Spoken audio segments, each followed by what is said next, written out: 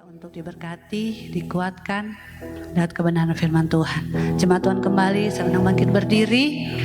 Kita nyanyikan pujian penyembahan bagi Tuhan. Satu kerinduan kami Tuhan, kami mau terus hidup dalam hadirat,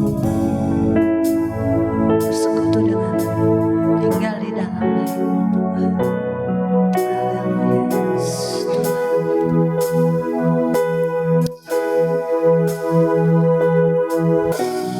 Datang Roh Kudus, Kau rindu, amin. Dengan minyak yang baru urapiku,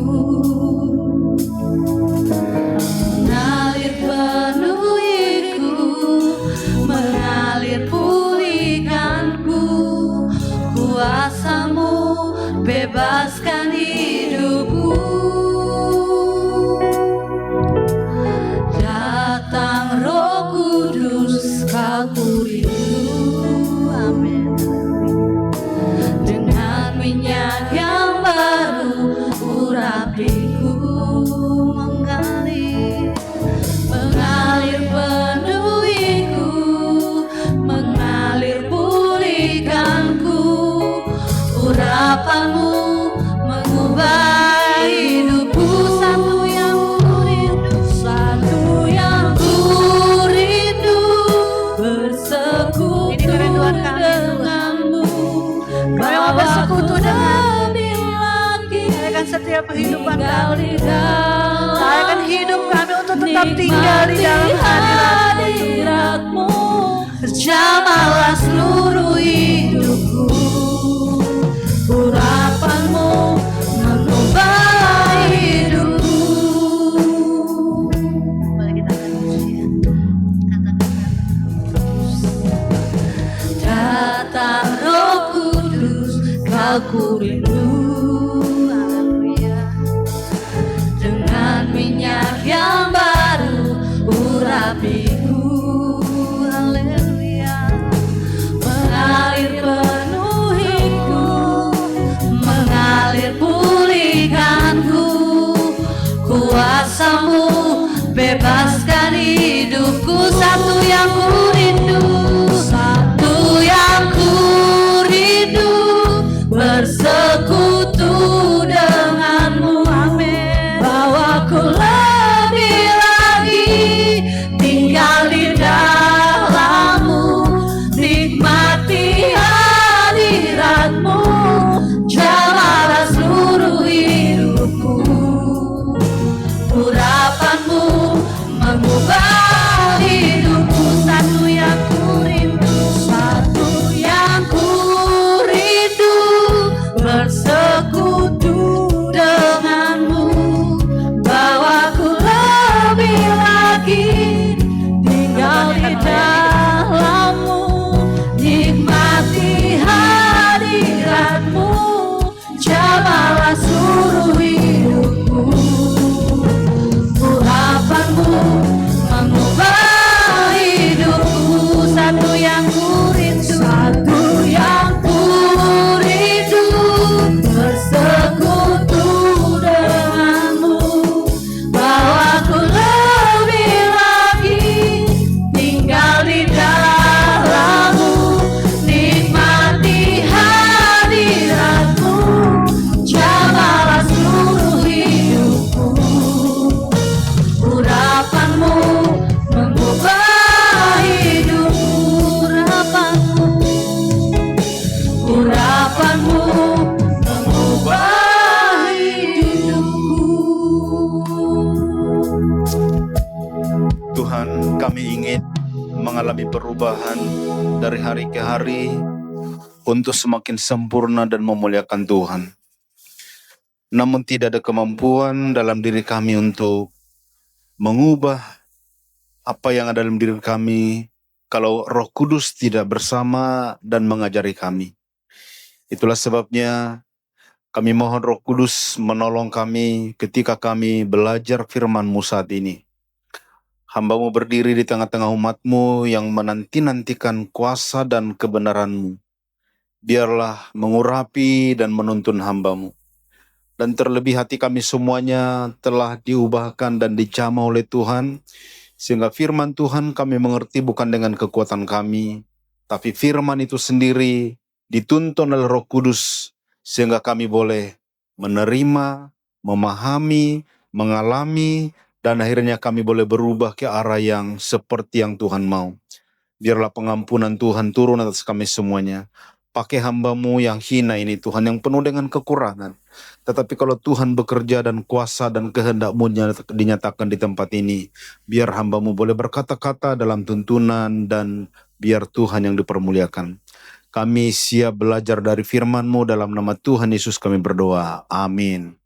Silakan duduk jemaat Tuhan, shalom. Ada sukacita pagi ini? Wajah-wajah yang penuh dengan sukacita tentunya ya. Walaupun kita semua pasti bergumul. Pergumulan kita hari ini mungkin berbeda-beda, tapi pastinya kita sedang menanti-nantikan Tuhan menyatakan kuasanya untuk kita. Bapak Ibu, kita terus mendapatkan informasi-informasi tentang keadaan kita. Tapi saya ingin simpulkan bahwa pada saatnya nanti, percaya atau tidak, sebagaimana penggenapan firman Tuhan, kita akan mengalami yang namanya resesi global. Kapan itu terjadi? Kita tidak tahu. Tapi itu pasti terjadi. Karena itulah yang nanti menjadi klimaks dari konsumasi, dari penyucian, dan kebenaran akan dinyatakan. Kita akan dari sejak dulu sudah diberitakan firman Tuhan, waspadalah dan berjaga-jagalah. Nah, hari ini adalah hari penting sekali bagi gereja. Bapak Ibu, kalau merayakan ulang tahun sangat meriah. Dan semua orang ingin mendapatkan ucapan gitu ya. Jujur, walaupun saya dari kalangan Sumatera, kami dulu nggak terlalu mementingkan acara ulang tahun. Saya dirayakan ulang tahun itu mungkin udah ketemu teman-teman yang mungkin udah kuliah gitu ya. Tapi dari kecil kayaknya hampir nggak tahu ulang tahun saya kapan gitu. Wah, ketika saya di daerah Sulawesi, acara ulang tahun ini begitu sangat serius sekali. Jangan sampai lupa ngucapin ulang tahun gitu ya. Kita kayaknya, saya baru udah besar lah ya, baru ulang tahun, oh iya ya gitu. Nah, tidak terlalu kami tradisikan. Tidak bagus juga, karena ulang tahun itu sebenarnya mengingatkan kita tentang betapa perjalanan kita dituntun dan disertai Tuhan. Jadi ada momen-momen kita untuk merasakan kalau Tuhan tidak ada, kita nggak mungkin bisa melakukan apapun. Nah, hari ini adalah hari ulang tahun gereja. Ini bukan gereja Gerakan Pentakosta. GGP itu baru 100 tahun yang lalu. Udah tua harusnya ya gitu ya. Ada beberapa gereja, mungkin gereja-gereja mainstream, mungkin HKBP, mungkin Gemim, mungkin sudah di angka 150 tahun. Kurang lebih seperti itu. Tapi gereja yang secara invisible, gereja yang disebut dengan gereja yang kudus, gereja yang Katolik. Katolik itu bukan berarti kita dari awal semua kita gereja Katolik. Tapi hari ini disebut dengan Roma Katolik. Ada juga gereja Katolik yang sebenarnya ortodoks, yang ada di timur. Jadi ada skisma yang pernah terjadi. Dulunya gereja itu satu. Katolik itu artinya adalah kumpulan orang-orang dari berbagai bangsa, suku, dikumpulkan dalam satu keluarga tubuh Kristus. Itulah gereja yang gereja yang kudus. Nah, kapan gereja itu lahir? Gereja itu lahir pada hari Pentakosta. Makanya sebagian gereja-gereja Pentakosta merayakan hari ini begitu sangat istimewa dari gereja-gereja lain. Bahkan gereja-gereja mainstream pun hari sebenarnya memberikan sebuah acara yang begitu spesial karena itu hari lahirnya gereja di dunia ini. Tapi bukan denominasi. Kalau denominasi kan seperti katakan tadi, GGP itu lahir kurang lebih 103 tahun yang lalu. Itu namanya gereja yang visible. Tapi gereja yang invisible itu lahir pada hari Pentakosta. Pemberian terbesar Allah bagi dunia. Dia memberikan anaknya yang tunggal. pemberian terbesar dari Bapa dan Anak bagi gereja diberikannya Roh Kudus. Tetapi hari ini kan Roh Kudus dimaknai oleh gereja bukan sesuatu pemberian. Karena kita telah mengalami banyak perubahan, mengalami banyak pergeseran. Dan akhirnya gereja lagi tidak mengalami yang namanya betapa pentingnya Roh Kudus. Sekali lagi, pemberian terbesar Allah bagi dunia adalah diberikannya anaknya yang tunggal. Tapi pemberian terbesar Bapa dan Anak bagi gereja diberikannya pribadi Roh Kudus. Karena tanpa pribadi Roh Kudus, gereja tidak ada apa-apanya. Makanya di tengah-tengah gereja yang berdiri di tengah-tengah dunia ini harus nyata pribadi Roh Kudus. Karena tidak mungkin orang menyembah Allah, tidak mungkin mengenal Allah tanpa pribadi Roh Kudus. Oleh karena itulah gereja yang sehat itu adalah gereja yang berpijak kepada doktrin yang disebut dengan doktrin Trinitarian. Mungkin kalimat-kalimat ini terlalu, Bapak, apa sih kalimat-kalimat itu? Kita nggak pentingkan yang begitu-begituan. Padahal kalau itu tidak berdiri, dan itu tidak dibangun dalam gereja kita hari ini, baik gereja yang visible dan invisible, yang dibangun dengan konsep dan pemahaman Trinitarian, jangan-jangan kita bukan gereja Tuhan. Jangan-jangan kita bukan gereja yang dikehendaki oleh Tuhan.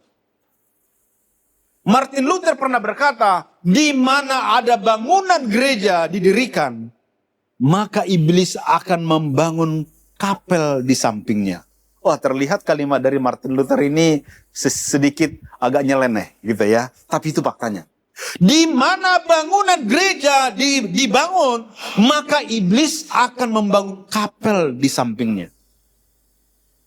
Pertanyaannya saat ini, apakah Bapak Ibu masuk di gereja atau di kapel yang dibangun oleh iblis? Terlalu kejam kalimat ini. Tapi itulah faktanya. Karena itulah kita sangat mengharapkan pekerjaan Roh Kudus itu harus nyata dalam gereja.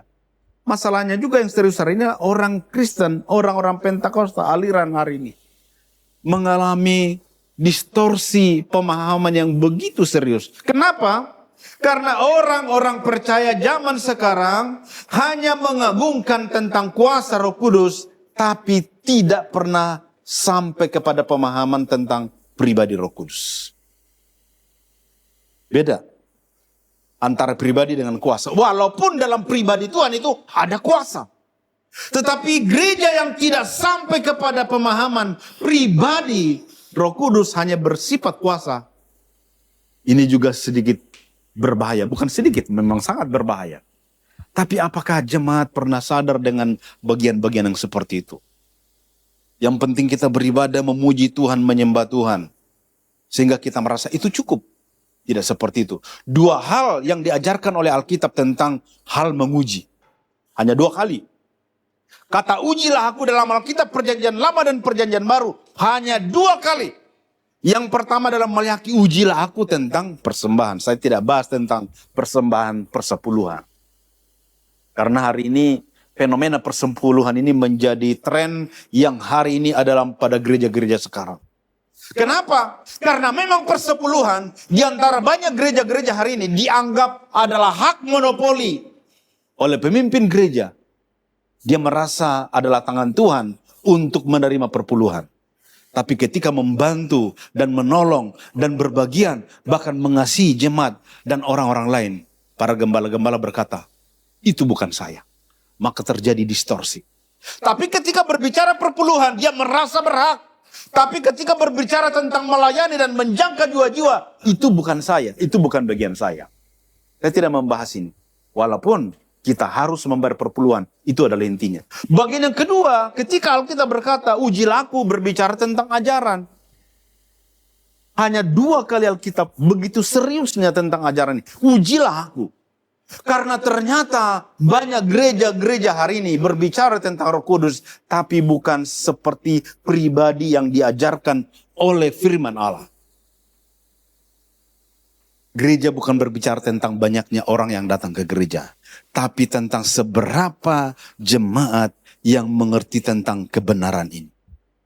Saya berharap kebenaran ini mendrive kita, menuntun kita, menolong kita bergereja, melihat Kristus sebagaimana yang Tuhan kehendaki untuk kita lakukan. Karena hari ini banyak terjadi penyimpangan-penyimpangan dalam gereja, tapi kita tidak sadar di dalamnya. Yang pasti Tuhan berkata, aku tidak mengenal kamu. Itu ditujukan kepada kalangan-kalangan orang-orang yang datang kepada Tuhan. Tetapi Tuhan berkata, aku tidak mengenal kamu. Ini adalah salah satu peringatan yang sangat mengerikan kepada saya, kepada kita gereja Tuhan, kepada umat Allah. Bukankah selama ini kita beribadah? Bukankah selama ini kita sudah datang kepada Tuhan? Tetapi kalau pada saatnya Tuhan berkata, aku tidak mengenal kamu. Betapa mengerikannya hidup yang ditinggalkan oleh Tuhan. Maka sekali lagi, ketika kita belajar hari ini, kita merayakan sebuah peristiwa penting bagi gereja. Lahirnya gereja. Gereja berdiri bukan karena ada manusia. Gereja berdiri bukan karena adanya penunjang-penunjang lain. Itu boleh saja Tuhan pakai. Tapi gereja hadir karena janji Allah tentang pribadi Roh Kudus dikirimkannya ke tengah-tengah dunia. Makanya gereja dan Roh Kudus itu ada equip. Tidak bisa dipisahkan. Itulah gereja yang invisible tadi. Nah, persoalan sekarang adalah gereja sama seperti yang dicatat oleh kitab Wahyu, di mana 7 gereja mengalami yang namanya kehancuran dan hanya menjadi catatan hari ini. Salah satu yang serius adalah gereja Laodikia karena terjadi kesuaman dalam gereja ini. Berbahaya kalau terjadi gereja yang mengalami kesuaman, suam-suam. Bahaya sekali.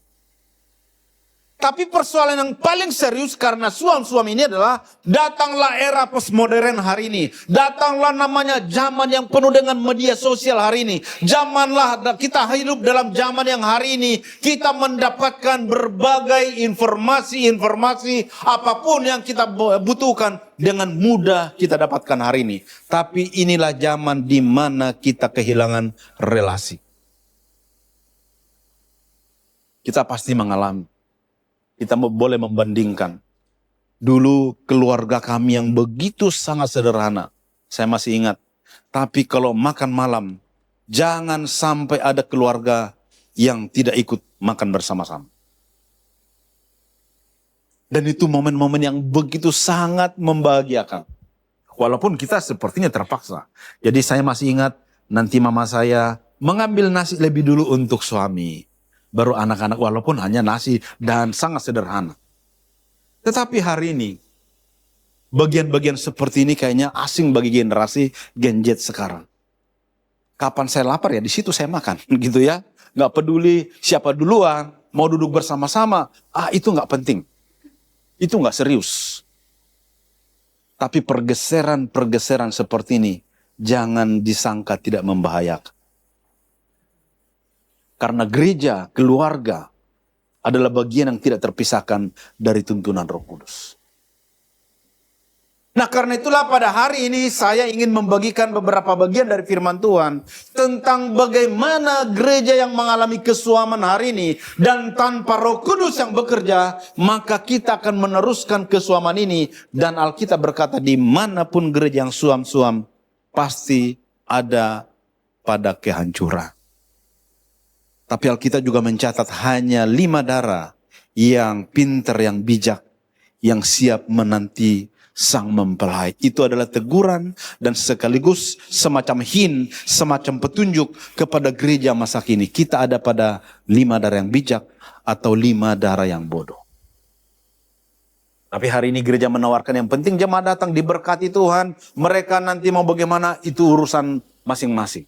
Tidak lagi mempersiapkan jemaat untuk menanti-nantikan kedatangan sang mempelai itu sendiri.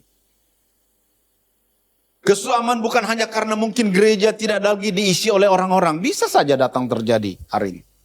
Pelajaran penting yang saya dapatkan dalam beberapa bulan dan saya sampaikan pada gereja kami kemarin dalam 210 malam apa yang paling mengerikan yang hari ini terjadi pada gereja? Ternyata gereja menciptakan kerohanian mereka sendiri. Untuk menjawab kebuntuan, menjawab kebutuhan, menjawab kesuaman yang terjadi hari ini, maka gereja menciptakan kerohanian buatan. Mereka menciptakan teknik, mereka menciptakan suasana, sehingga suasana ini diterjemahkan seolah-olah itulah tanda kedatangan, tanda diberkati, dan tanda Roh Kudus bekerja. Padahal itu adalah kerohanian buatan. Terjadi suasana seperti suasana surga.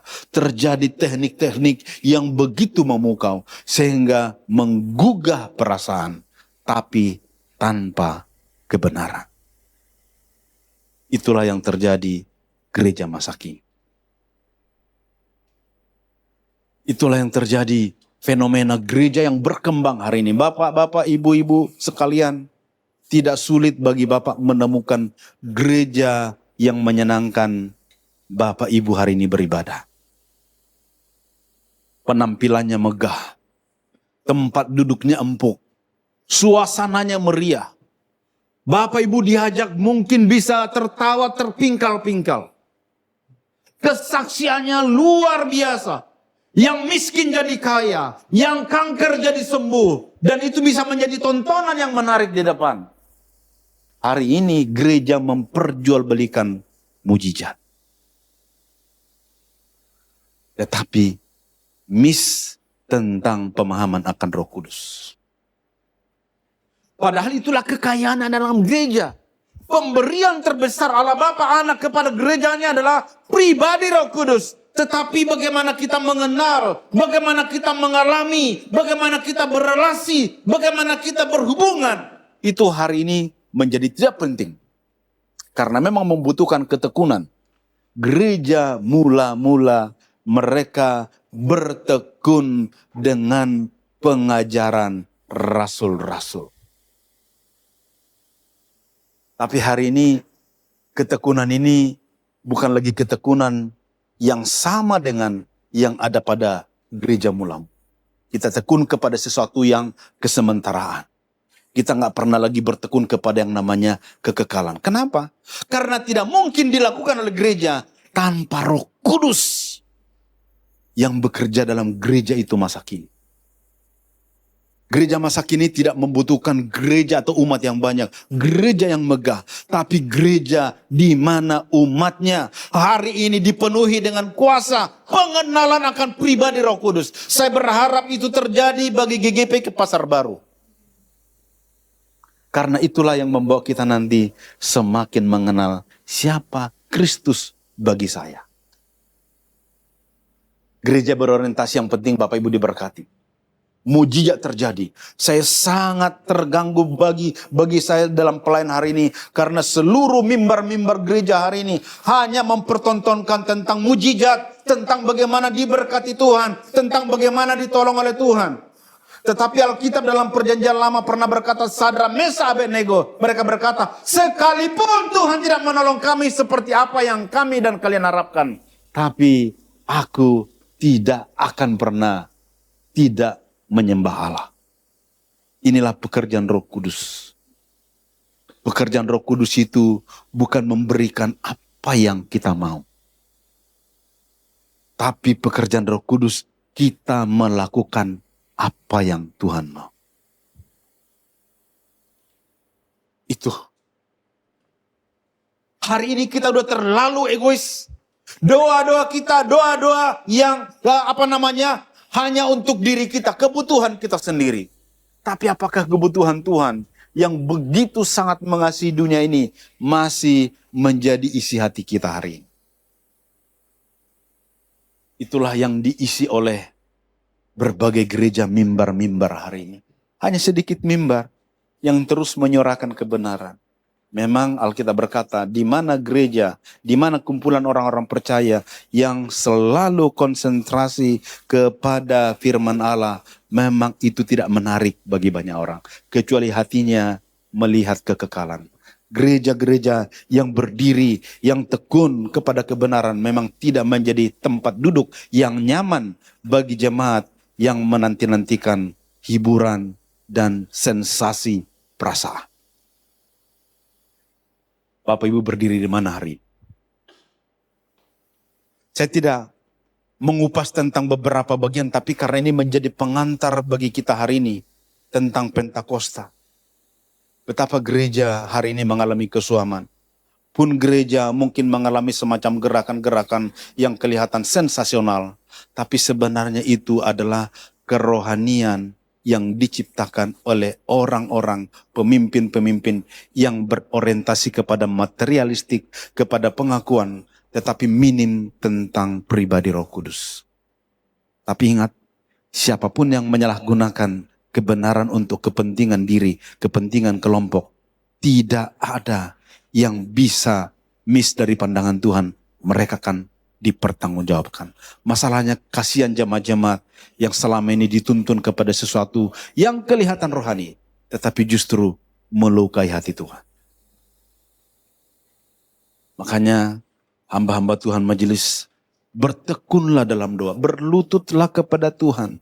Tuhan kasihanikan, supaya kami berdiri bukan untuk menyenangkan perasaan kami, tapi kami beribadah, kami melayani, kami dipanggil di dunia ini hanya untuk menggenapkan rencana Tuhan dan bagi kemuliaan Tuhan.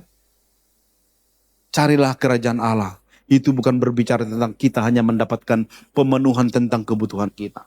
Tetapi Alkitab menjelaskan kepada kita semuanya kalimat yang pernah dituliskan oleh Sadrak, Mesak, dan Abednego dalam kitab Daniel. Sekalipun kami tidak mendapatkan itu, bahkan kami dibunuh sekalipun, aku tidak meninggalkan Tuhanku. Pengenalan yang dalam seperti inilah yang harusnya terjadi pada gereja masa kini, kepada anak-anak Tuhan hari ini.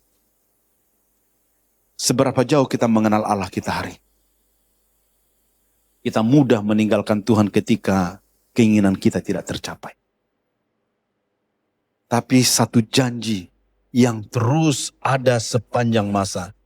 Roh Kudus ada di dalam gereja yang menanti-nantikan Tuhan.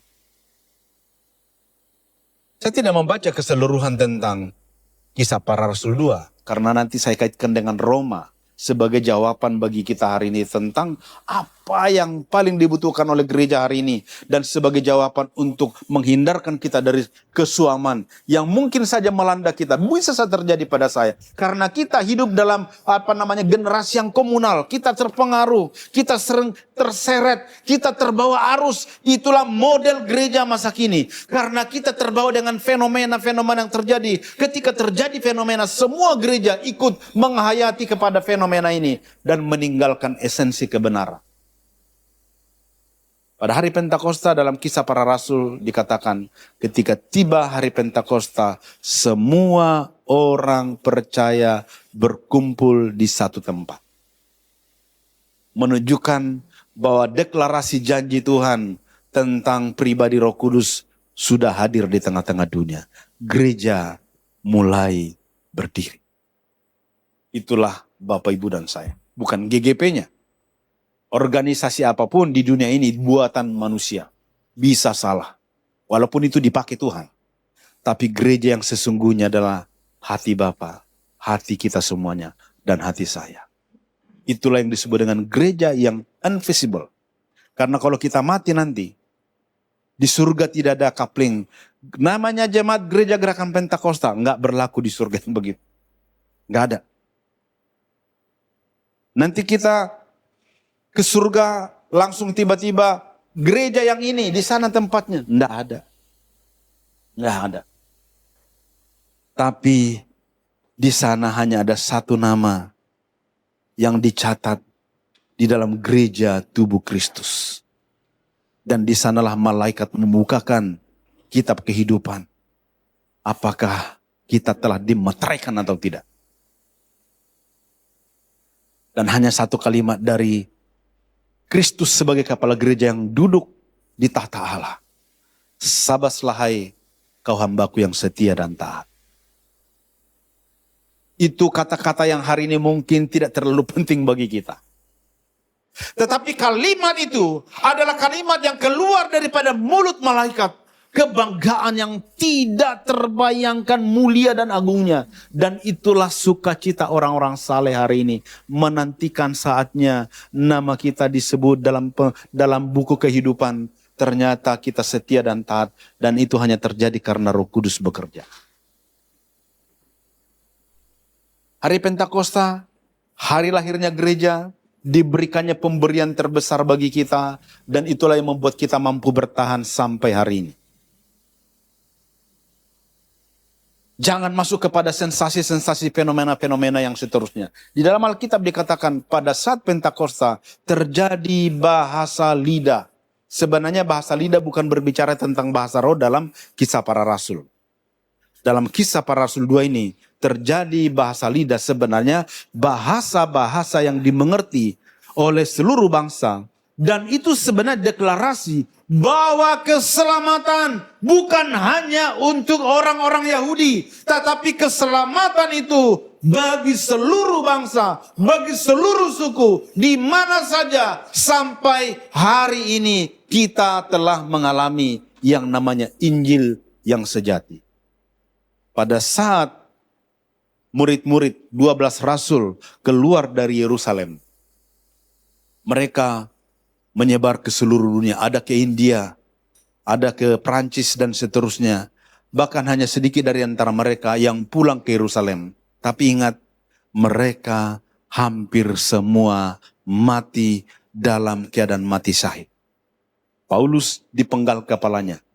Petrus tersalib dengan kepala ke bawah. Tetapi tidak ada dari mereka ketika mereka disalibkan ada penyesalan. Tidak ada. Tidak ada para rasul yang mati, sekalipun mati mereka sangat mengerikan. Mereka merasa menyesal telah mengikut Tuhan. Enggak, sama sekali. Mereka lah benih gereja sampai kita ada hari ini. Ternyata pekerjaan Roh Kudus itu luar biasa mengubah hati dari orang yang takut, dari orang yang tidak berpengharapan, dari orang yang merasa gelap dan akhirnya melihat kemuliaan kekal selama-lamanya. Di mana orang-orang yang melihat kemuliaan yang ada pada pribadi Kristus, mereka tidak takut terhadap kematian, mereka tidak takut terhadap kelaparan, dan mereka tidak takut terhadap dunia yang malah menggoncangan. Karena semua yang terjadi di dunia ini sifatnya sementara, tapi lihatlah kekekalan yang tidak akan pernah tergantikan selama-lamanya.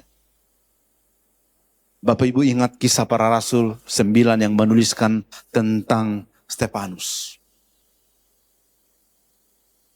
Kita tidak bisa membayangkan bagaimana seorang yang saleh, yang benar hidupnya, tetapi dia harus dirajam dengan batu.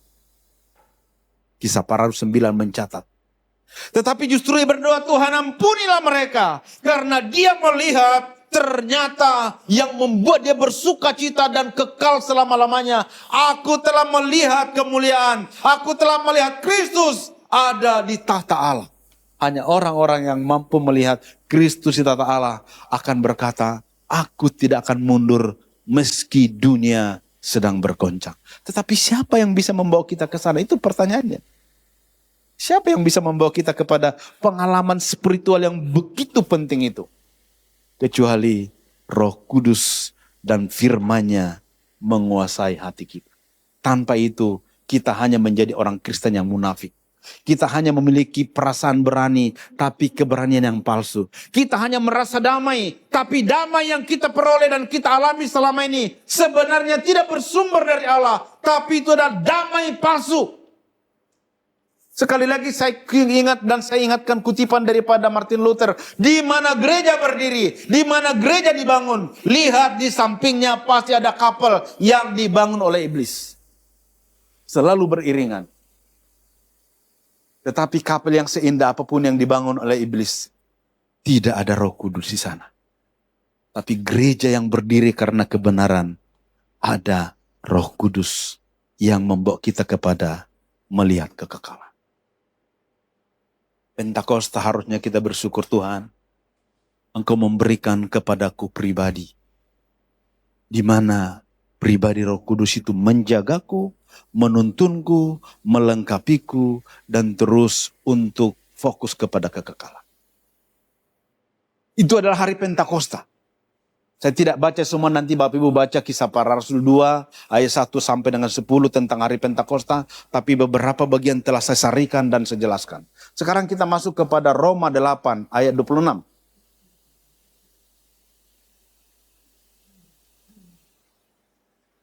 Supaya nanti Bapak Ibu, wah khotbahnya nggak ada ayat-ayat firman Tuhan gitu ya. Saya menyarikan ini sebenarnya supaya perjalanan pikiran kita hari ini begitu cepat tapi penting, dan merasakan betapa penting dan seriusnya kebenaran itu terjadi pada kita hari ini. Ayat 26 mari kita baca bersama-sama.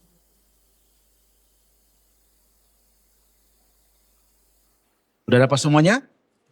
Roma pasal 8. Mari kita baca ayat 26. 1, 2, 3. Demikian juga Roh membantu kita dalam kelemahan kita, sebab kita tidak tahu bagaimana sebenarnya harus berdoa. Tetapi Roh sendiri berdoa untuk kita kepada Allah dengan keluhan-keluhan yang tidak terucapkan. Roh Kuduslah yang membuat kita terhindar dari kesuaman hari. Alkitab mencatat memang tentang berdoa. Kelihatan memang berdoa itu hal yang paling gampang. Tapi ingat Bapak Ibu, berdoa adalah hal yang paling sulit dan berat. Tapi karena kita mungkin sering menunjukkan praktek formalitas berdoa, kita menganggap berdoa itu mudah. Easy to do. Sangat mudah untuk berdoa. Karena hanya berkata-kata. Tapi doa, kalau tidak disertai dengan Roh Kudus, itu doa yang hanya formalitas. Tapi kita menampilkan doa-doa yang formalitas hari ini dengan kata-kata. Dengan indahnya kalimat-kalimat. Karena doa yang sesungguhnya adalah doa yang kita bawa kepada Bapa melalui anaknya Yesus Kristus. Di mana kita ditopang, di mana kita dituntun oleh Roh Kudus. Kebenaran firman Tuhan yang hari ini kita baca, dibacakan oleh di mana saja oleh banyak orang Kristen, tanpa dibukakan oleh pribadi Roh Kudus, kita nggak mengerti apa-apa. Beberapa bulan yang lalu saya memberikan sebuah sharing, kemana murid-murid Tuhan Yesus selama 40 hari. Ketika Yesus bangkit, dan ada waktu kurang lebih 40 hari di mana kita merayakan kenaikan Tuhan Yesus kemarin. Memang bagi kita nggak terlalu penting. Lukas dan Kisah Para Rasul tidak banyak membahas. Tetapi satu bagian yang paling penting. Ketika Yesus bersama dengan murid-murid selama 40 hari, dia sedang mengajari murid-murid. Tetapi yang paling penting daripada situ ada ketika membaca nanti kisah Lukas pasal 24. Di mana ada 2 murid-murid yang pergi ke Emmaus. Baru nanti seterusnya ada beberapa bagian menjelaskan. Di mana Kristus membuka pikiran murid-murid.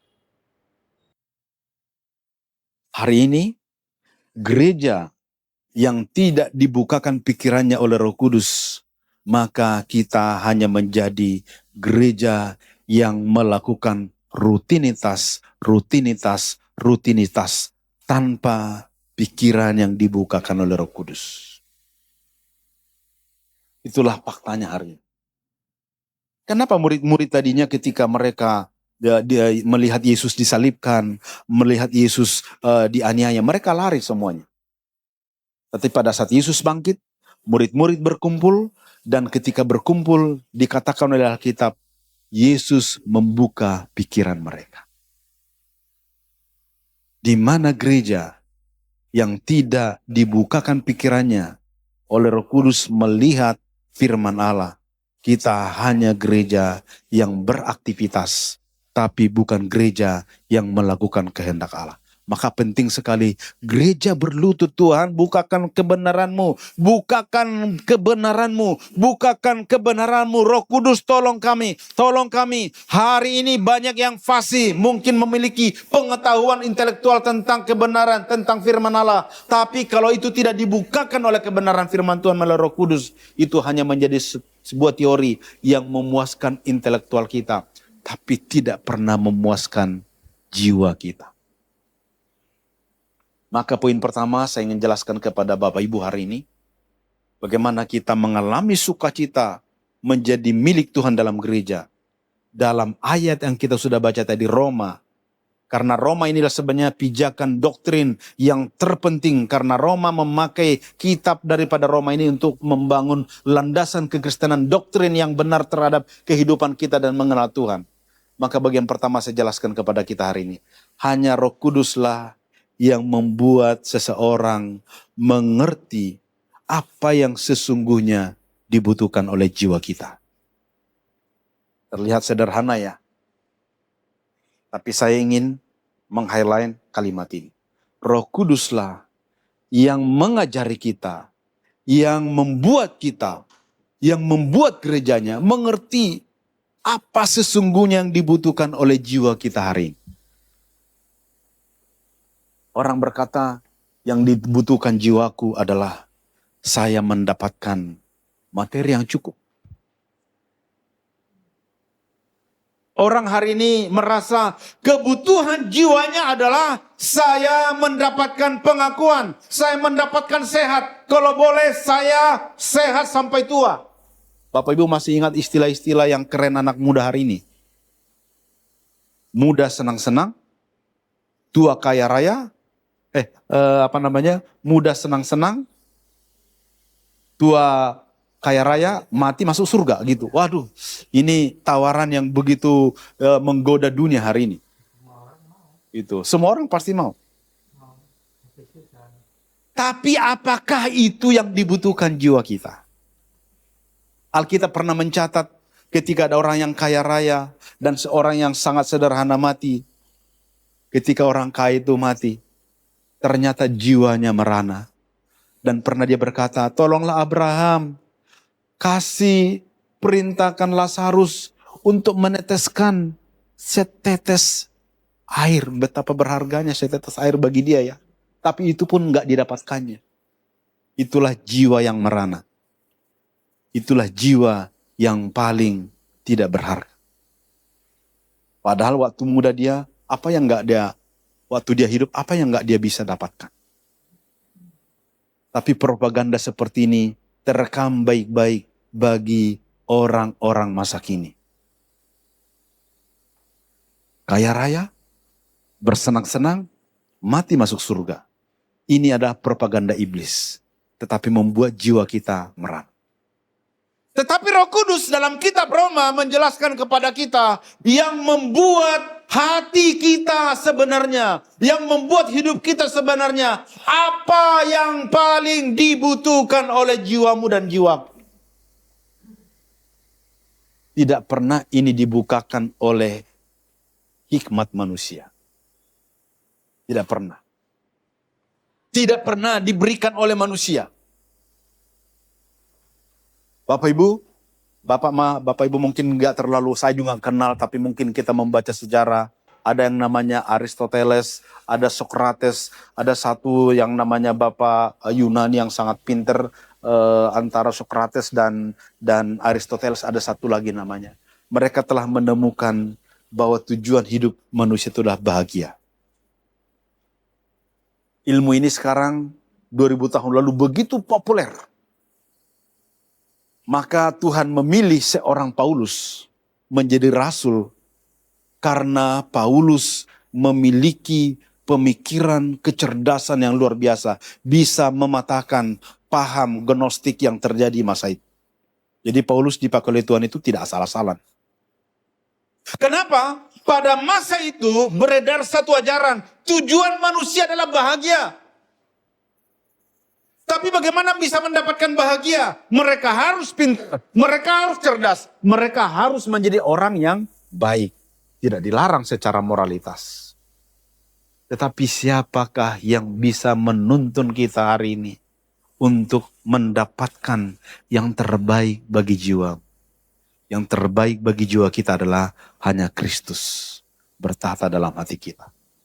Makanya gereja hari ini yang tidak konsentrasi, yang tidak serius memikirkan tentang pribadi Kristus yang adalah kebutuhan utama untuk jiwa, maka gereja itu adalah bukan gereja yang ditempatkan oleh Tuhan. Itu adalah gereja buatan manusia. Ini serius. Karena kebutuhan Bapak Ibu hari ini bukan materi.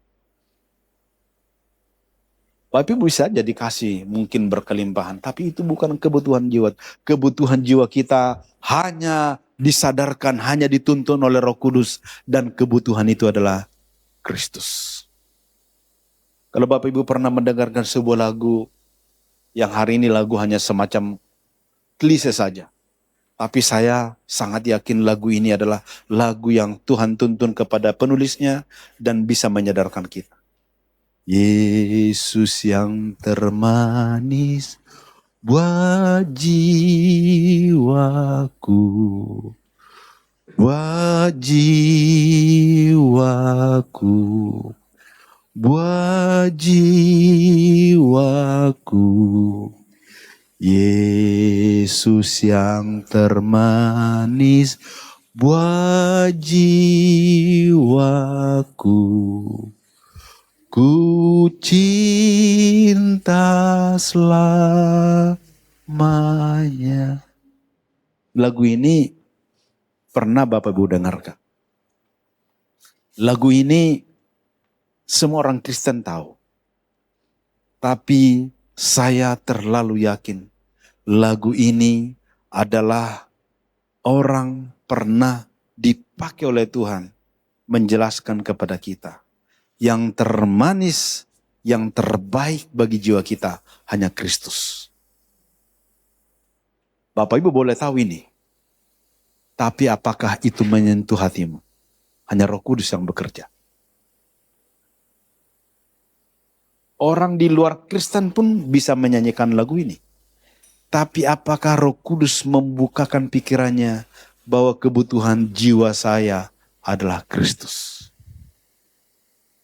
Kenapa? Karena Kristuslah yang bisa mengampuni dosa-dosa kita. Kita terlalu pandai menutupi dosa-dosa kita hari ini di masa lampau. Bahkan banyak dosa-dosa kita yang sudah terkubur di masa lampau. Begitu saja kita menganggap itu selesai. Di hadapan Tuhan, no. Pengampunan itu harus berlaku masa lalu, masa sekarang, dan masa yang akan datang. Tetapi siapa yang bisa menolong kita memahami peristiwa kerohanian yang begitu serius ini?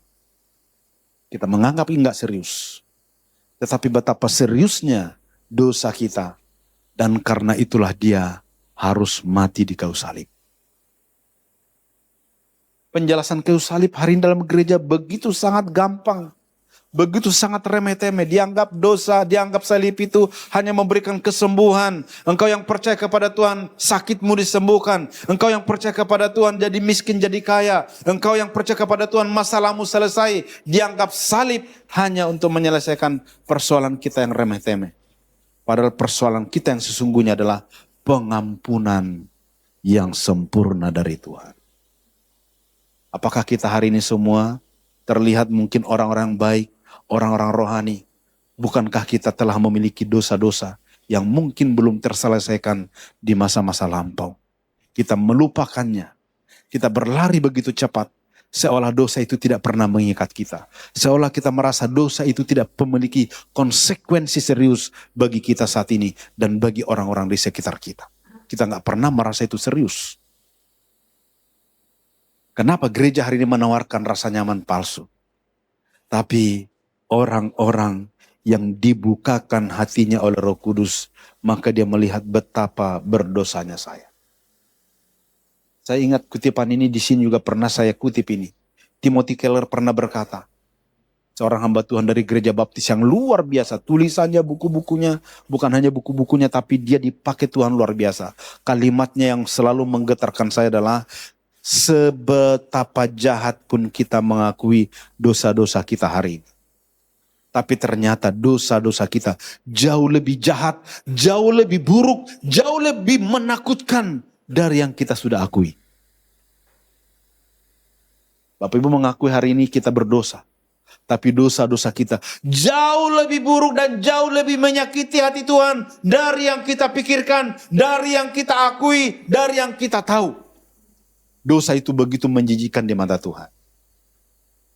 Tapi di saat yang sama, kita mengalami kasih kebaikan Tuhan. Kita mengalami kemurahan Tuhan. Tapi kemurahan Tuhan jauh lebih besar dari apa yang kita alami hari ini. Itulah kebutuhan jiwa kita yang terdalam. Makanya Roma berkata, kita tidak tahu kelemahan-kelemahan kita. Tetapi Roh Kudus menuntun kita. Karena Roh Kuduslah yang membukakan kesadaran bagi kita hari ini. Kebutuhan jiwa saya yang terdalam adalah Kristus. Karena dengan Kristus ada di hati saya. Pengampunannya sempurna, damai sejahteranya sempurna, dan pertolongannya untuk langkah saya ke depan sampai saya menutup mata untuk berjumpa dengan kekasih jiwa saya hanya karena bersama dengan Roh Kudus. Kesuaman ini yang terjadi di gereja-gereja hari ini bukan aktivitas yang menarik.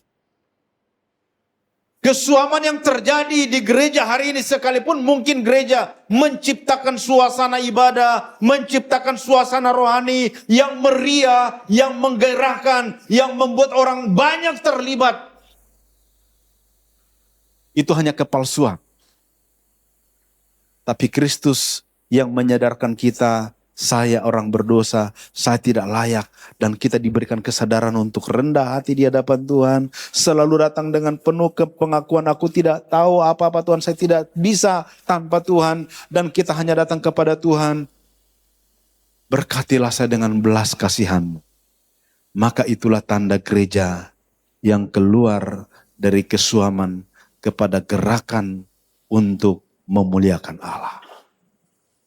Saya berharap itu terjadi bagi diri saya, bagi Bapak Ibu hari. Apakah poin daripada Roma ini hanya poin ini? Masih banyak. Tapi saya hanya menyampaikan poin yang pertama ini. Roh Kuduslah yang menuntun kita, yang membuka pikiran kita, yang menyadarkan kita hari ini. Yang terbaik bagi jiwa kita itu apa? Bukan materi. Tuhan akan berikan itu sesuai dengan kebutuhan kita. Hari ini Bapak Ibu masih makan. Sering mengeluh. Tuhan bagaimana nanti besok dan seterusnya. Tapi faktanya saya masih bisa makan hari ini. Faktanya saya masih bisa berdiri di hadapan Bapak Ibu hari ini. Tapi damai sejahtera yang Alkitab katakan yang tidak pernah berubah oleh musim dan waktu. Hanya karena Yesus ada di hatimu hari ini. Apakah Bapak Ibu datang ke gereja hari ini karena engkau tahu siapa Tuhanmu? Apakah engkau punya kesadaran melayani Tuhan hari ini karena engkau tahu tidak ada yang kita lakukan yang bisa membuat Tuhan disenangkan kecuali Roh Kudus yang mengajari kita untuk menemukan apakah kebutuhan jiwa kita hari. Bagian yang kedua, tapi saya tidak jelaskan. Roh Kudus memberikan kita pengertian. Melihat apa yang ada di isi hati Tuhan. Bapak Ibu gak tahu isi hati saya. Saya gak tahu isi hati jemaat Tuhan. Tapi Roh Kudus menuntun orang-orang percaya mengerti isi hati Tuhan. Dan bagaimana kita mendapatkannya. Itu hanya pekerjaan Roh Kudus. Maka jangan ada orang yang berkata, saya bisa mengerti isi hati Tuhan, saya bisa melakukannya tanpa pimpinan Roh Kudus. Itu semua nonsen. Itu semua kebohongan dan kepalsuan. Makanya oleh gereja-gereja ada hamba-hamba Tuhan yang berkata, saya tahu Tuhan, saya telah berjumpa dengan Tuhan, saya tahu di mana dan apa yang kita lakukan. Kalau bukan Roh Kudus yang mengerjakan itu adalah kepalsuan dan itu adalah penyesatan. Saya harus katakan dengan jelas seperti itu. Karena pekerjaan Roh Kudus itu adalah kita bisa mengerti isi hati Tuhan melalui firman-Nya. Itu bukan pekerjaan yang mudah. Itu hanya orang bertelut, orang hanya berdoa. Bapak Ibu tahu orang-orang yang dipakai oleh Tuhan, para raksasa teologi yang begitu besar, Bapak-Bapak gereja, Agustinus, dan termasuk siapa orang-orang hebat hari ini. Mereka tidak pernah berkhotbah tanpa berlutut di hadapan Tuhan. Mereka boleh berkata-kata, tapi kalau kata-kata mereka bukan karena isi hati Tuhan yang dibukakan oleh kebenaran firman Allah melalui tuntunan Roh Kudus, itu hanya kalimat sekali lagi enak didengar, tapi tidak pernah mengubah hati kita. Maka kesimpulannya, dari 2 poin ini, kita sampai kepada kita menjadi gereja yang berapi-api. Karena apa? Pikiran kita diisi oleh firman Allah. Hati kita diisi oleh cinta Tuhan. Kehendak kita digerakkan oleh menggenapkan kehendak Tuhan. Dengan demikian gereja menjadi gereja yang berkenan kepada Tuhan. Sekali lagi, Roh Kudus menuntun kita, pikiran kita semuanya diisi oleh kebenaran firman Tuhan. Hari ini bisa mimbar menjelaskan hal-hal yang fenomenal-fenomenal, menggugah perasaan kita, tapi tidak pernah mengisi pikiran kita. Tapi gereja sejati adalah pikirannya diisi oleh kebenaran, kebenaran yang dibukakan oleh firman Allah. Dan akhirnya hati kita digerakkan oleh kasih. Hari ini gereja telah kehilangan kasih mula-mula. Semua kasih yang dipaksakan, kasih yang pura-pura. Tapi kebenaran akan menggerakkan hati kita menjadi hati yang penuh dengan cinta dari Tuhan. Gereja mula-mula karena cinta mereka akan Tuhan, karena kebenaran dibukakan. Dan akhirnya mereka melakukan kehendak Allah, bukan kehendak. Apakah hari ini Bapak Ibu melayani kehendak Tuhan? Apakah hari ini kita beribadah kehendak Tuhan?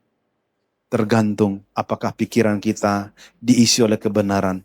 Apakah hati kita hari ini diisi oleh cintanya Tuhan. Saya berkhotbah sampai di sini. Saya tidak mengeksposisi begitu teks-teks. Tapi apa yang saya sampaikan Bapak Ibu hari ini, pergumulan saya dengan firman Tuhan, pergumulan saya dengan kebenaran firman Tuhan, cinta saya kepada Tuhan dan saya merasa tidak mampu, tidak layak. Tapi yang saya sampaikan ini bukan untuk Bapak Ibu, itu untuk diri saya, untuk keluarga saya. Kalau hari ini kita bisa mendapatkan kasih karunia Tuhan bersama-sama dalam kumpulan komunal, mengharapkan belas kasihan Tuhan melalui ibadah ini, melalui kehadiran Bapak Ibu, melalui kesempatan dan perkenanan Tuhan saya berdiri di sini. Bukan konsep diri saya yang saya sampaikan, tapi sekali lagi pergumulan saya yang mendalam tentang cinta Tuhan, tentang kehendak Tuhan. Kiranya Roh Kudus hari ini bersama dengan kita. Sehingga pikiran kita dibukakan oleh firman Allah. Kita terhindar dari kesuaman, kepura-puraan. Bapak Ibu gak perlu dan tidak ada gunanya kita mengalami kerohanian yang pura-pura hari ini. Itu kepalsuan dan kemunafikan. Tapi biarlah kerohanian kita, kerohanian yang sungguh-sungguh digerakkan oleh firman Tuhan. Saya mengundang pemain musik untuk maju ke depan. Satu pujian lama. Saya ingin Bapak Ibu menyanyikan bersama-sama dengan saya. Tuhan penuhkanku dengan firman-Mu, hidupku bagai bejana, ku bawa ke sungai-Mu. Tuhan penuhkanku dengan firman-Mu.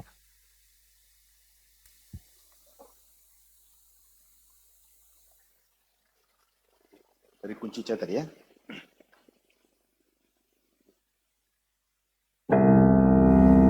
Tuhan penuhkanku dengan firman. Tuhan penuhkanku dengan firman-Mu. Tuhan penuhkanku dengan sebagai bejana ku bawa ke sungai-Mu. Hidupku sebagai bejana ku bawa ke sungai-Mu. Tuhan penuhkanku dengan firman. Tuhan penuhkanku dengan kuasa-Mu. Tuhan penuhkanku dengan kuasa-Mu.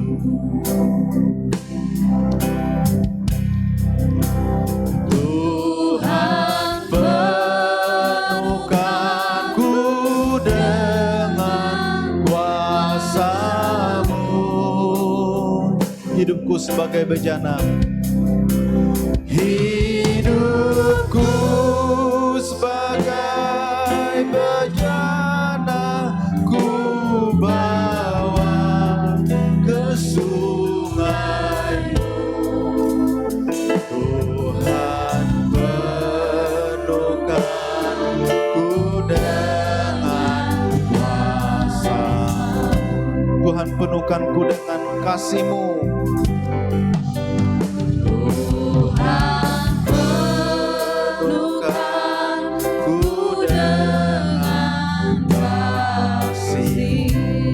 Penuhkanku dengan kasih-Mu. Tuhan penuhkanku dengan kasih-Mu. Hidupku sebagai bejana, hidupku sebagai bejana ku bawa ke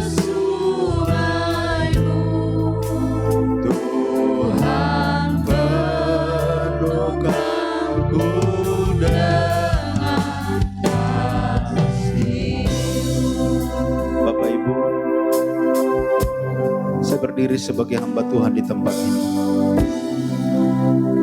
Saya yakin tidak ada yang kebetulan. Saya boleh menyampaikan tentang apa yang penting dan serius bagi gereja Tuhan hari ini. Jika hidupmu tidak bergantung dan tidak dipimpin oleh Roh Kudus, jika engkau tidak mengenal sesungguhnya siapa Allah Tritunggal, Bapa, Anak, dan Roh Kudus dalam jiwamu, kita hanya menjadi orang Kristen, tetapi bukan orang-orang yang dipilih oleh Tuhan. Tanda gereja sejati adalah diisi oleh firman Allah. Tanda gereja sejati hatinya penuh dengan kasih Kristus. Tanda gereja sejati dipenuhi dengan kuasa ilahi. Betapa sedihnya hati Tuhan melihat kita kalau kita tidak pernah diisi oleh kebenaran firman-Nya. Jika hari ini di kesempatan yang baik ini engkau ingin dipakai oleh Tuhan, ingin dipakai oleh Roh Kudus bagi kemuliaan-Nya, dan mau dibentuk oleh Tuhan hidup kudus dan benar di hadapan-Nya, saya mengajak Bapak Ibu dan bersama dengan saya mengangkat tangan kepada Tuhan dan berkata, Roh Kudus, ini aku. Siapa yang mau dipakai oleh Tuhan, siapa yang mau konsisten untuk terus belajar merendahkan hati, mari angkat tanganmu di hadapan Tuhan. Mari angkat tanganmu di hadapan Tuhan dan berkata, aku mau sebagaimana yang Tuhan mau. Tuhan, terima kasih Tuhan. Terima kasih Roh Kudus. Terima kasih Roh Kudus. Tanpa Engkau Roh Kudus menjamah, mengurapi, melengkapi kami, pelayanan kami hanya menyenangkan diri kami dan menyenangkan manusia. Kami mau gereja menyenangkan hati-Mu Tuhan. Kami mau bertelut memohon belas kasihan Tuhan di tempat ini. Kalau ada masih kesempatan bagi kami saat ini, kesempatan kami terbatas Tuhan, tapi kesempatan yang ada kami ingin menjadi alat-Mu Tuhan. Roh Kudus bersama dengan kami menopang kami. Terima kasih Tuhan. Tuhan penuhkan ku dengan firman. Tuhan penuhkanku dengan kuasa-Mu. Tuhan penuhkanku dengan kuasa-Mu. Hidupku sebagai bejana ku bawa ke sungai-Mu. Hidupku sebagai bejana ku bawa ke sungai. Tuhan penuhkanku dengan kasih-Mu. Tuhan penuhkanku dengan kasih-Mu. Roh Kudus, hamba-Mu selesai berbicara di hadapan jemaat-Mu yang Kau berkati. Yesus.